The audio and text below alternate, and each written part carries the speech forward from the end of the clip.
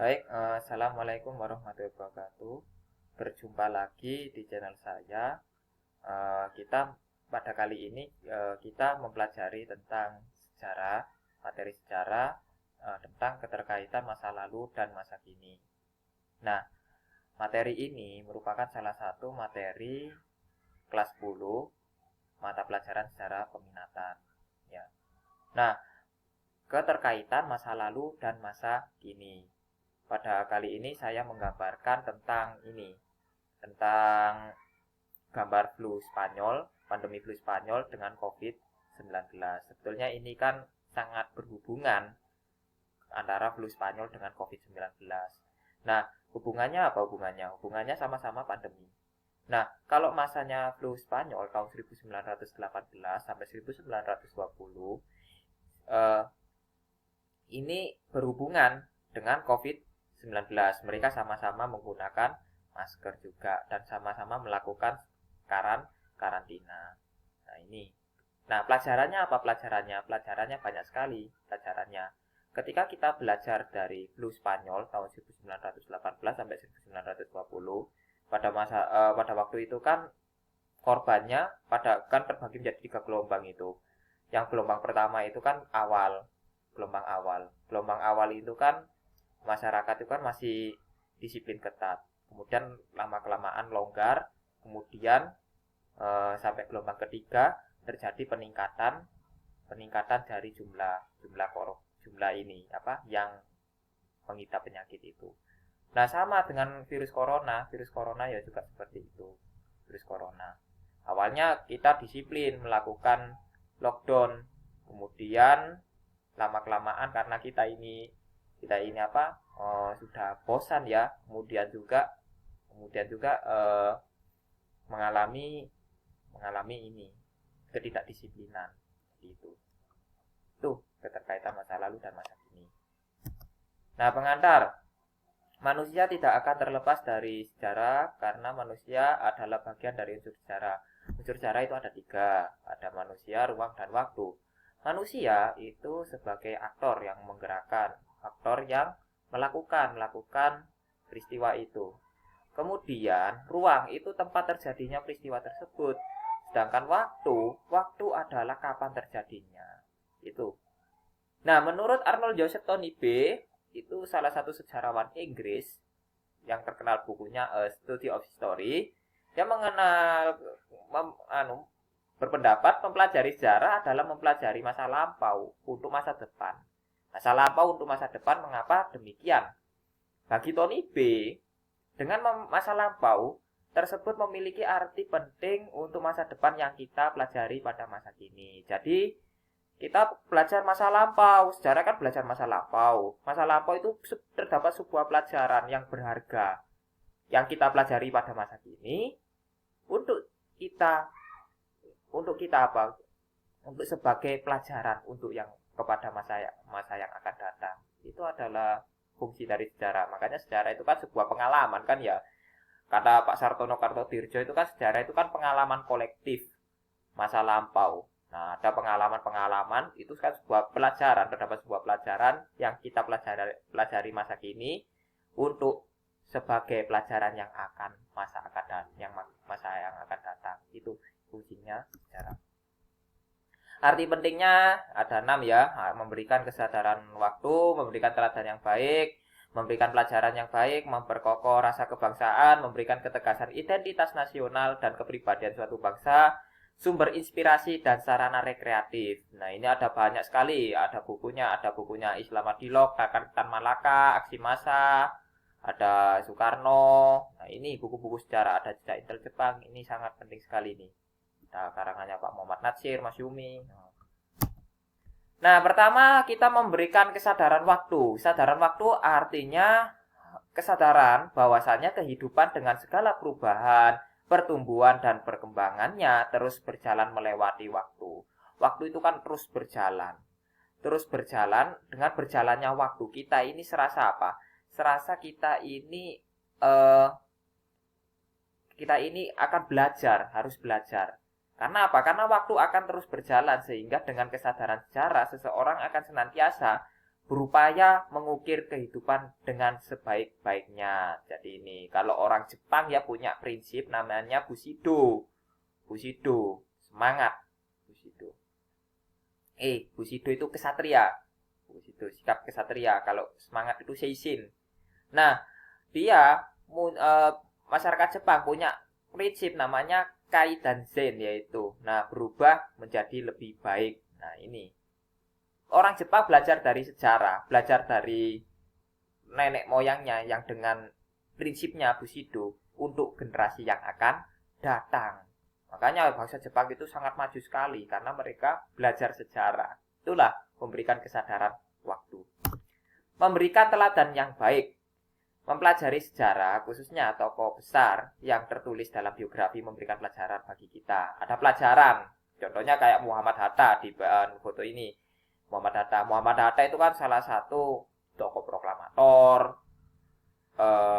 pelopor koperasi di Indonesia. Nah, banyak sekali pemikiran-pemikirannya yang mewarnai di kebangsaan, di sejarah perkembangan Republik Indonesia ini. Nah, sikap dan perjuangannya mereka memberikan keteladanan. Itulah keteladanannya Muhammad Hatta, salah satu contohnya. Contoh lagi ada Bung Tomo. Bung Tomo kan punya keteladanan. Keteladanannya dengan pidato yang menggelora, menyebabkan kita ini semangat untuk bertempur menghadapi penjajah. Yang ketiga, memberikan pelajaran yang baik. Sejarah adalah sebuah pengalaman yang dimiliki oleh manusia. Dalam sebuah peristiwa terdapat sebuah pelajaran sehingga kita dapat mengambil pelajaran itu.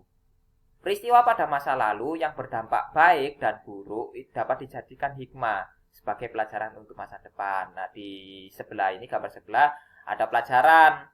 Pelajarannya apa? Ada pandemi flu Spanyol tahun 1918 sampai 1920.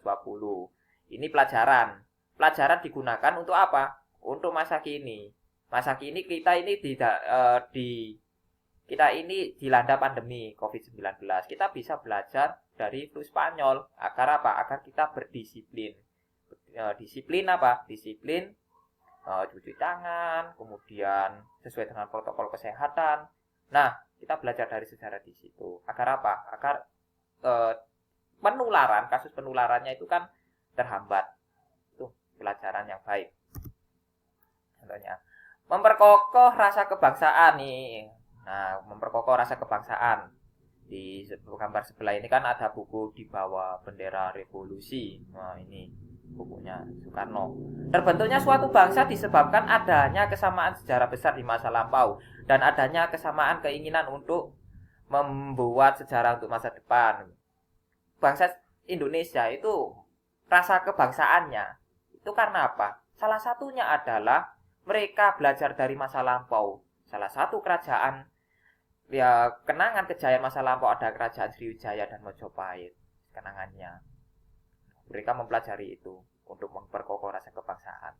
Yang kedua, dengan mempelajari sejarah akan menjadi sebuah ingatan kolektif yang dapat menumbuhkan rasa solidaritas dan mempertebal kebangsaan. Nah, dengan pengalaman itu, ingatan kolektif dari peristiwa masa lampau ini dapat menumbuhkan rasa solidaritas dan mempertebal kebangsaan. Karena apa? Kita belajar dari sebuah pelajaran masa lampau itu.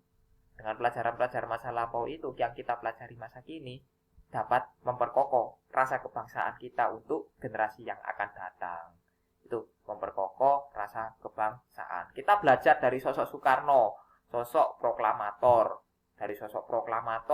yang ini berjuang dalam mempertahankan kemerdekaan. Nah, itu salah satu cara kita memperkokoh rasa kebangsaan. Kita belajar dari sosok Gajah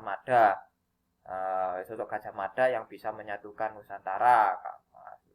Itu salah satu contoh memperkokoh rasa kebangsaan.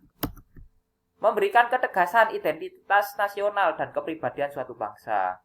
Nah, ini ada patungnya Gajah Mada di Monumen Nasional dan ada sosok Soekarno. Kepribadian dan identitas nasional terbentuk oleh pengalaman sejarah suatu bangsa. Nah, pengalaman tersebut merupakan bagian dari identitas nasional dalam menentukan nasib perjalanan sejarah bangsanya. Kita belajar dari apa? Ada haluannya. Kita sebuah ketegasan identitas nasional ada haluannya. Haluannya kita dengan menggunakan Pancasila sebagai dasar negara. Pancasila itu kan sebuah konsensus ya, sebuah konsensus dari para founding father, kemudian juga kita gunakan sebagai pedoman hidup bangsa. Itu salah satunya. Itu adalah salah satu sejarah dapat memberikan ketegasan identitas nasional dan kepribadian suatu bangsa. Nah, ciri-ciri bangsa Indonesia pasti tidak terlepas dari Pancasila. Itu. Sumber inspirasi. Nah, kata Trevelyan, seorang sastrawan, dia berpendapat bahwa di dalam pendidikan dan usaha menumbuhkan cita-cita masa kini dan esok, pengetahuan masa lampau merupakan sumber ilham penting. Nah, dengan pengetahuan masa lampau itu ada ilham, ada pencerahan yang sangat penting sekali. Masa lampau dengan sejarah mendapatkan inspirasi dari pengalaman suatu bangsa untuk masa yang akan datang. Sumber inspirasi contohnya apa? Contohnya misalnya sumber inspirasi adalah sosok Ken Angkro. Ken Angkro awalnya kan dia dulunya kan seorang berandalan ya, dengan berandalan, kemudian karena dia bertemu Denang dan Yang Logawe, kemudian menjadi pengawalnya Tunggul Ametung. Dari pengawalnya Tunggul Ametung kemudian dia berhasil menjadi Raja Singosari karena mengalahkan Kertajaya pada tahun 1222. Itu merupakan sumber inspirasi. Itu awalnya dari orang anak jalanan bisa menjadi raja. Itu contohnya sejarah sebagai sumber inspirasi karena ada hikmahnya, ada ilham, pencerahan. Sarana rekreatif. Nah, ini sejarah merupakan sebuah kisah dan dapat dijadikan sumber bacaan dan drama yang dapat menumbuhkan suasana hati yang menyenangkan. Nah, ada beberapa novel-novel sebagai kita apa? Agar kita ini tertarik dijadikan suasana hati. Ada novel ini salah satunya Bumi Manusia. Novel Bumi Manusia kemudian difilmkan. Nah, ini sarana rekreatif. Nah, sarana sejarah digunakan sebagai sarana rekreatif. Sebagai contoh itu tadi suasana hati yang dapat dijadikan sebagai sarana untuk menyenangkan. Nah, bangsa yang besar adalah bangsa yang menghormati jasa pahlawannya, kata Soekarno, Hari Pahlawan 10 November 1961. Nah, dengan sejarah ada banyak sekali pelajaran-pelajaran dari sejarah. Yang pertama, membawa kesadaran waktu sebagai sumber inspirasi, sebagai kepribadian, sebagai pembentuk identitas nasional. Nah, karena apa? Yaitu tadi, dengan belajar sejarah, keterkaitan masa lampau dengan masa kini, ini kita gunakan apa? Masa lampau itu sebagai ada pelajaran di balik itu yang kita pelajari pada masa kini untuk generasi yang akan datang. Gitulah inti dari keterkaitan masa lampau dan masa kini. Jadi itu. Oke, itu dari pemaparan saya tentang materi keterkaitan masa lampau dan masa kini. Semoga bermanfaat bagi kita semua. Amin ya robbal alamin. Assalamualaikum warahmatullahi wabarakatuh.